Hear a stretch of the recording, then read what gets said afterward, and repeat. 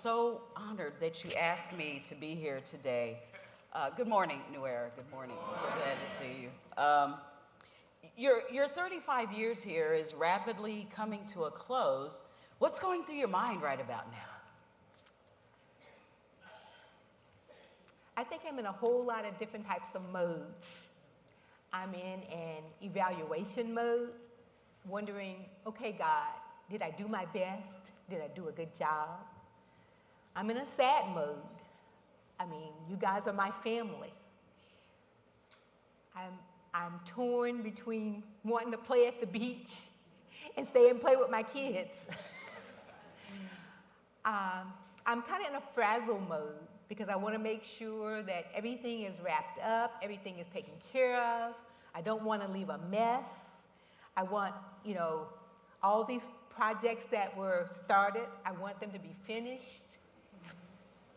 Yeah. So, I'm in all those different types of mode. I'm in an excited mode. I'm excited for the next chapter. I'm excited to be able to go and visit my grandbabies whenever I want to, and hopefully stay as long as I want to. I might have to negotiate that. Yes. But all those different types of modes. This is all you. It represents so much of you. Could you explain a little of what we're seeing here? Oh, well. The roses. Oh, yeah. Loves, I love roses. Okay. Of course, a lot of them are pink. So, pink's my color. Okay. The pearls. I love pearls. Hats. My mom taught me to wear hats. Beautiful. I mean, I have her hats, my hats, gloves. My mom was she was a very astute Christian woman. She took her Christianity very, very seriously. And she taught all of us, all of her 7 kids, to love God, to honor Him. So every Sunday, you got up and you put on your Sunday best. There you go. You put on your hat, you put on your gloves. Mm-hmm. I never saw her without a hat. And so when I put my hats on, when I put my gloves on, when I put my pearls on, you're ready. I bring my mom with me. Indeed, that's beautiful. That's beautiful. So for a lot of people who may not know, what is it like being the First Lady? I think a First Lady, because I've often wondered, okay, what is a First Lady? Mm-hmm. I think it's the woman who is married to the pastor, mm-hmm. that makes you the First Lady. And along with that comes a lot of honor. You are instantly respected. Mm-hmm. You're honored. You're held in high esteem. You're giving privilege. You're giving front row seats. You're giving all kinds of gifts. Even yesterday at the tea, I walked away with another gift. Beautiful. So I mean, all of that goes with it, and it's really beautiful. And because New Era is such a loving family, I mean, it's easy to be First Lady. But I will say this, along with all that privilege and honor and respect, there can be some downsides. Mm-hmm. Where much is given, much is expected. Right. So expectations are high, and you have to be a role model. You have to be always ready to give an answer, mm-hmm. to and be available. And there can be a lot of sacrifice. You may want to stay home and watch a movie on Friday night with your husband, but then something happens and he has to go. So you have to be willing to know that that's part. Yeah, that's part of it. That's part of it. Yes. So most people know you for your role with the children's ministry as the children's ministry director. But throughout the last 35 years, as First Lady and as just a member of New Era, you have had several roles. Would you care to expound on some of those and what? Gosh. Yeah, I would say I have been a Sunday school teacher for about 10 years, mm-hmm. teaching the teens I especially love, but also the nursery. I have been church secretary for about 3 years, putting guidelines and things like that in place.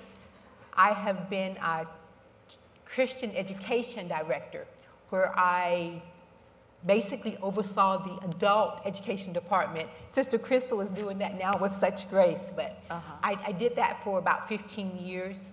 I put in place summer camp guidelines and procedures. I started the first church newsletter. It used to be called Dawn of a New Era. Wow. Did Black History Institutes to teach our kids our history. We did Wednesday night children's programming called Superstars.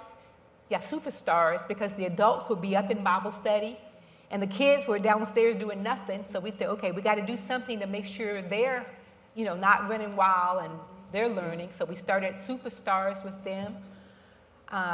We started an in-house tutoring program for our kids that needed help. But we also reached out and decided to do a partnership with School 42 and really pour into those kids that needed. Those kids basically just needed attention, and they needed someone to help them fill the gap. Yeah. And so Pastor allowed us the monies and the funds to be able to hire teachers after school, bring those kids to New Era, feed them, love on them. That was probably one of my favorite programs. So, I mean, we've done a lot of different programs. You talked about such a progression, if you will. Can you share with New Era how being a part of this ministry the past 35 years has shaped your personal faith walk? Yeah. Well, before I go there, I want to say one more thing. I think that one thing that I really enjoyed doing was new member curriculum, New Era University. I remember that. Where Pastor allowed us to really put together a program. New Era was growing so fast, and we wanted people to know why they were who they were, that they weren't just Baptists because their moms were Baptists, which for a lot of us, that's how we became Baptists. That's how we became, yeah. But we wanted them to know their principles and their beliefs and to be able to defend their faith. So that was a really wonderful program. Your faith walk, and being here this last 35 years. Yeah. So I accepted Christ when I was about, I would say between 10 and 12. I don't know the exact time. I can't remember the exact dress I had on and where I got baptized and all of that. But I accepted Christ when I was young. As I said, my mom was a very strong Christian. So we went to Sunday school, we went to church every Sunday. And I knew who God was. When I got to college, I met a lady who helped me understand a personal relationship with Jesus Christ. That, Christianity is a 24/7, 7 days a week type of thing. And that really shaped my faith. And then when Pastor and I got married, we joined a church, and of course, we were thriving and loved the church. And then Pastor became, he was called to New Era, and we kind of went through a rough patch. I was a Christian. I knew I was a Christian. I knew I loved God. But up until that time, I don't think that my faith had ever really been truly tested. I kind of just sailed along, and, I was a Christian. There came a point where, I think, this is my estimation, Pastor had a little trouble with boundaries, with knowing how to set boundaries around our relationship and our marriage. And so our marriage got into some little headwinds, little. And so for me, it came to the point where I felt like that I couldn't really depend on Pastor as much to be there for me. And it came to where I knew I wasn't strong enough to manage it myself. I couldn't depend on him. I felt like I couldn't. I'm sure I could. I just felt like I couldn't. I couldn't depend on myself. And so what do? That's when you dig in deep. You dig in deep and you trust God. You cling to him. And that's when, even though it was probably the most painful time in my life, but that is when my faith became my own. I knew who God was. I knew that he would take care of me. I can remember sitting over there near that door and God speaking to me. I audibly heard his voice in a worship service and him speaking to me, saying, Hope, I've got you. Hope, I've got this. And that is when God became my God. He was no longer my mother's God that she had put in. He was my God. He was my rock. He was I am, meaning I will always be the God today that I have always been. So no matter how you go, no matter where you go, no matter what you go through, I'm going to be there. And that really solidified because, you know, I think I had, without really knowing it, I think I had made Pastor my little God. I mean, you know, he was the perfect husband. He was, you know, and I had kind of made him my little God. And I was so dependent on him. But then God had to show me, you can't have this man being your God. He's a man. I'm your God. And that's when my faith and so, and that's where I am now. That where God, you know, he has given me a sense of discernment. He literally speaks to me. And that's how it got there. Once you found it, how has pastor's support played a role in your journey? You know, I think pastor is an incredible, and he's an incredible husband. He's an incredible father. He is a dynamic pastor, dynamic. And I sometimes my heart hurts a little bit because I realize that New Era is probably going to be in for a little shock when pastor leaves, because you don't find many pastors who have an open door, who will allow you to show up anytime, no appointment, who will take time with you. That's true. So I am a little concerned about the shock New Era will go through there. But as far as his support, I think all I can say is like yesterday, for a pastor of 35 years to allow his wife to be celebrated, and I'm not talking just, you know, a tiny little celebration, but to make an investment in a program like yesterday, that says a lot about his support for the First Lady's tea in celebration of you. at the First Lady's tea. First Lady's tea At the First celebration Lady's of you. tea. Yes. And today, think about this. I don't know many pastors that would allow their wife to have a mic and a forum before the congregation, and they haven't seen the questions. I don't know how many would allow that.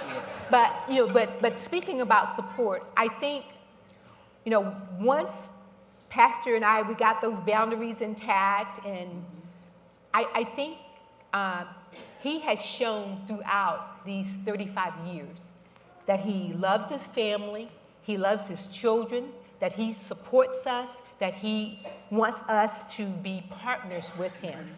He has spent a lot of time not just talking about it, but demonstrating it. And if you look at, you look back on any of the celebrations that New Era has had, where they have celebrated pastor's anniversary, who has always been there right behind him, right beside him? It has been me and our 3 children. Wow. The church has not just celebrated pastor, they have also celebrated us as a family. And I think that is because pastor has made it very clear that his family is important to him, and that, you know, he wants us to be celebrated and seen as partners as well. And so, conversely, how would you describe the support that you have given him over the years? So, I will say on June the 2nd, 1979, at 3:30 p.m. in the afternoon. Okay. That's when my support of Clarence Moore started. We were married that day, and we said vows for richer or for poorer, although I didn't mean that one.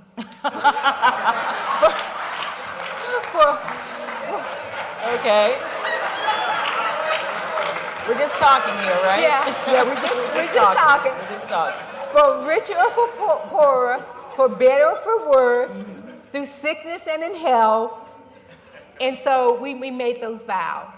And so shortly, I think Curtis was probably a baby, and Pastor started having problems with his eyesight. He started losing his eyesight.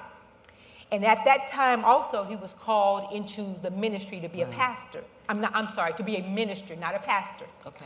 And so our church in Kokomo, Pastor Robert Lee decided that he would send Pastor to seminary. Mm-hmm. Well, because Pastor was having problems seeing, he also paid for me to go so I could drive Pastor. So I would drive him back and forth from Kokomo to Indy. About 7 years we did that. Pastor was working at GM during the day. And so while Pastor was working, I would be home taking care of the kids, but I was also studying. I would study the books. And so on the way to seminary, I would school Pastor on, okay, these are the questions. This is what's going to be on the test. These are the answers. Now, of course, I made A's and Pastor made B's, but I can't help that.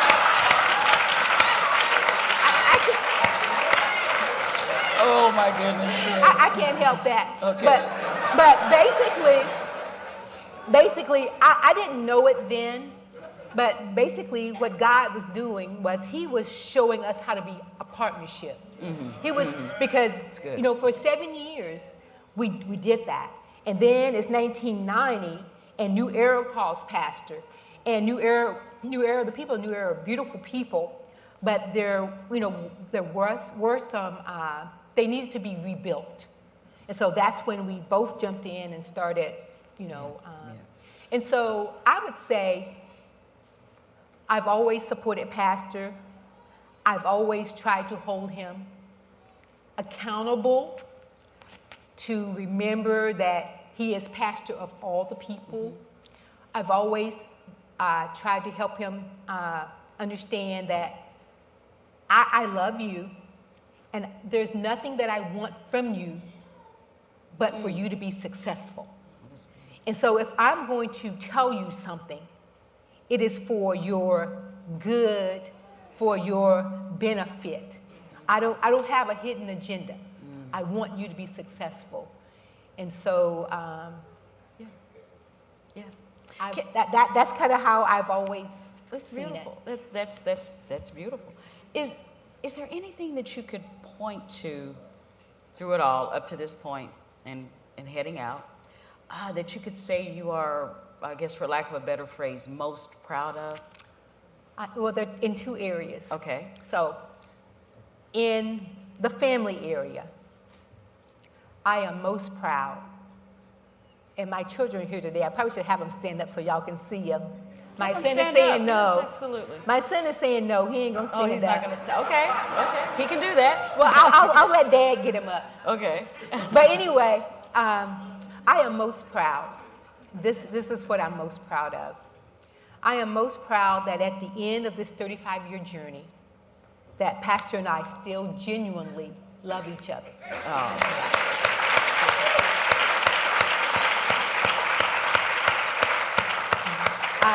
I'm also extremely proud that my children, my three children, Curtis, Courtney, and Kristen, that they are well, they are healthy, they are whole, and that they still love God, and that they are raising their children to love God. And that to me is important, because I know pastoral families whose children won't darken the door of a church.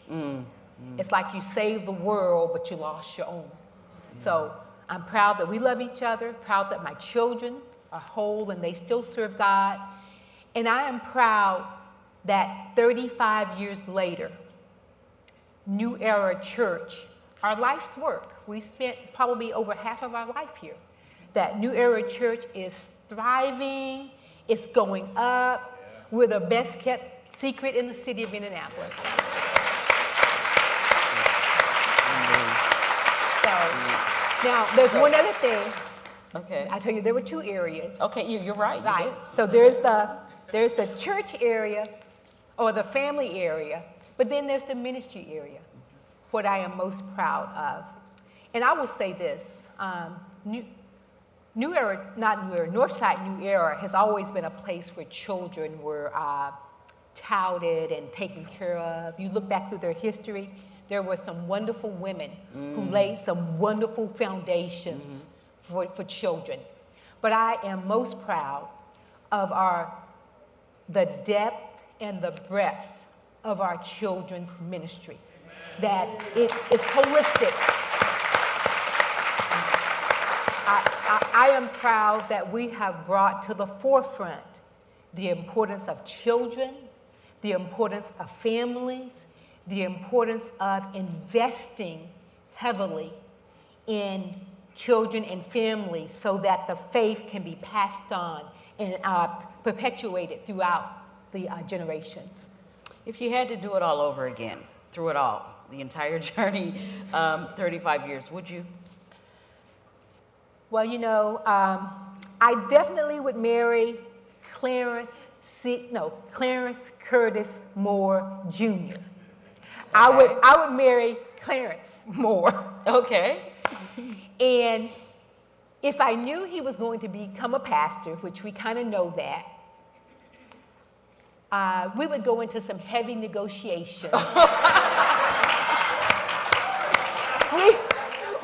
we would have some heavy negotiations regarding boundaries.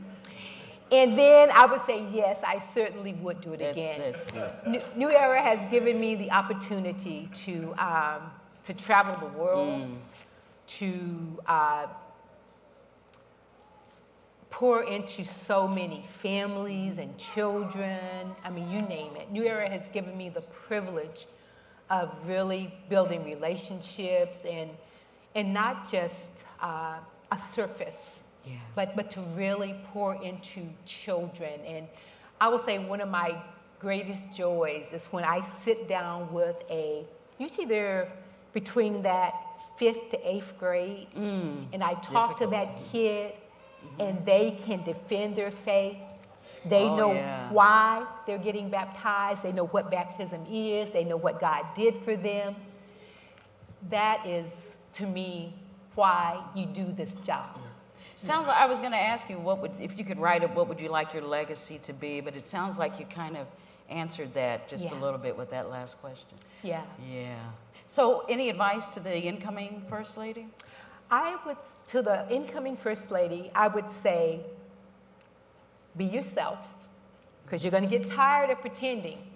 And, so just be who you are. Let them decide whether they like you or whether they don't. Just be yourself. I would tell her to take her time in leaving her other church, meaning maintain your relationships, maintain your friends outside of New Era. Keep your friend group. I would tell her to not quickly join any ministries. I would tell her to make sure that she loves her husband, she loves her children and take care of them, and that she loves New Era, loves the people equally, not to play favorites. Yes. And I would also tell her to seek out a mentor. Seek out someone, maybe a more seasoned pastor's wife, who you like what she's doing, or you like how she carries herself, or you like, what the people have to say about her. Seek out that wisdom so that when you need someone to talk to, you need someone to be a sounding board, you're getting good advice. Indeed, indeed. Can I give the new pastor some advice? Well, yes, ma'am. Absolutely. Absolutely. Okay. This is what I would tell the new pastor. That's a good question. Yeah. That's a good one. Yeah. Very good one, Yeah. yes.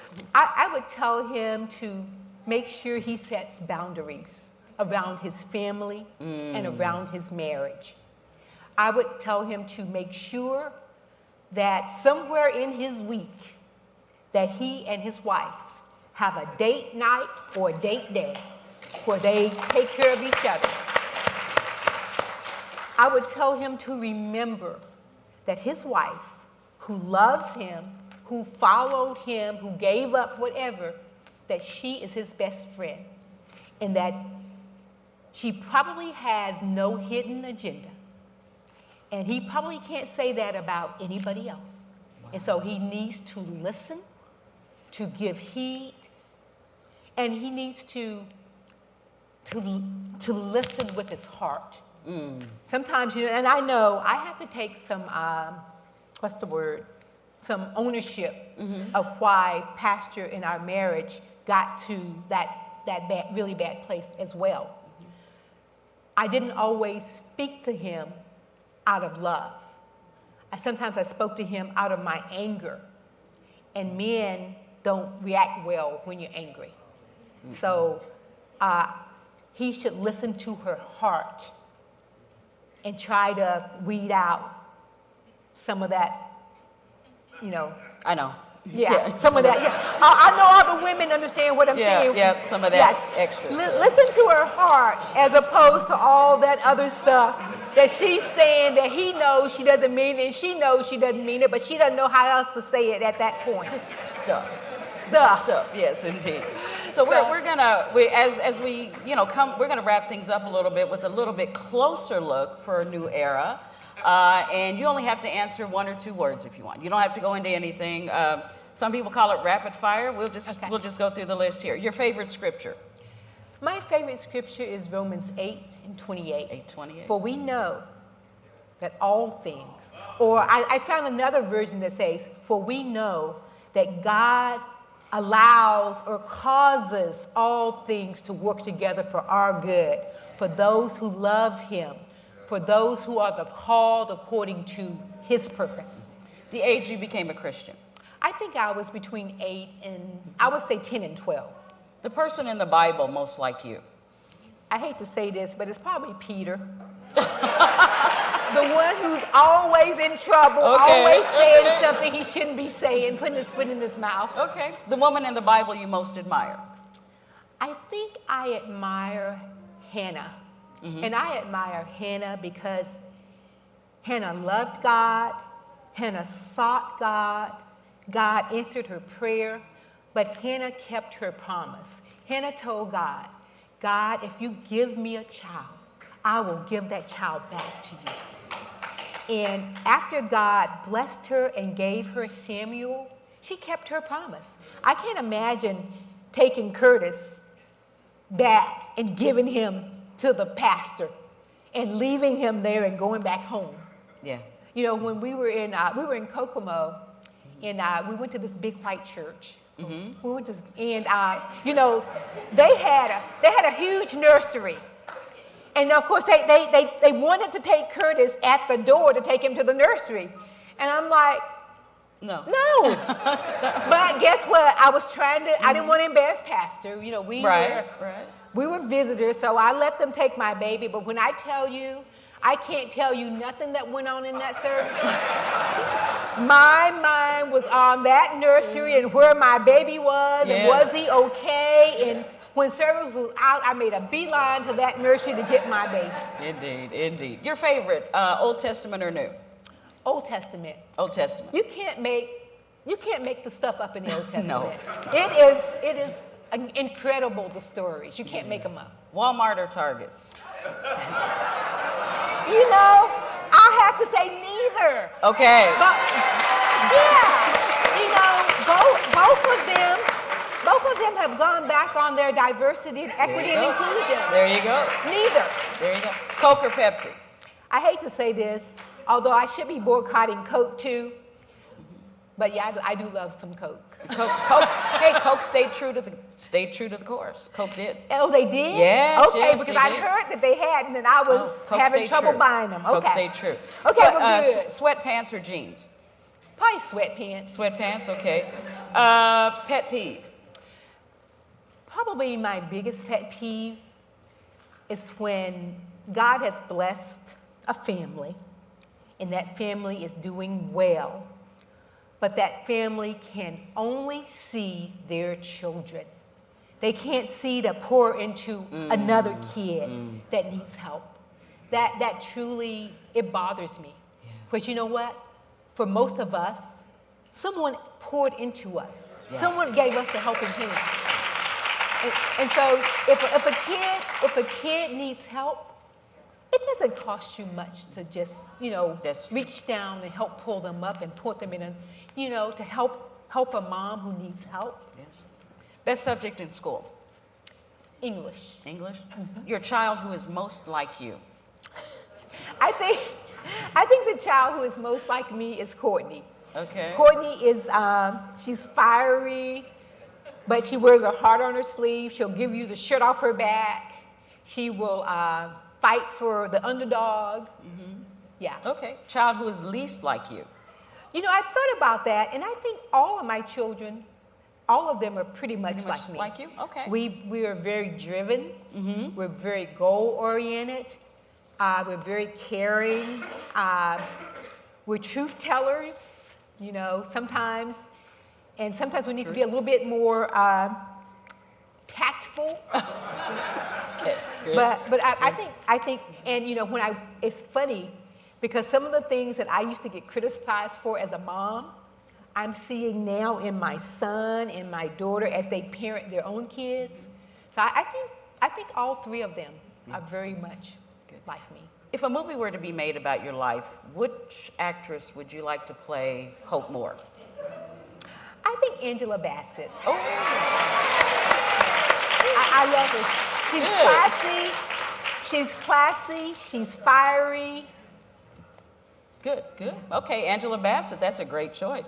Yeah. Finally, we're going to wrap up here. If you had a choice of anyone in the Bible, other than the Father, Son, the Holy Ghost, who would be your BFF, best friend forever, who would it be?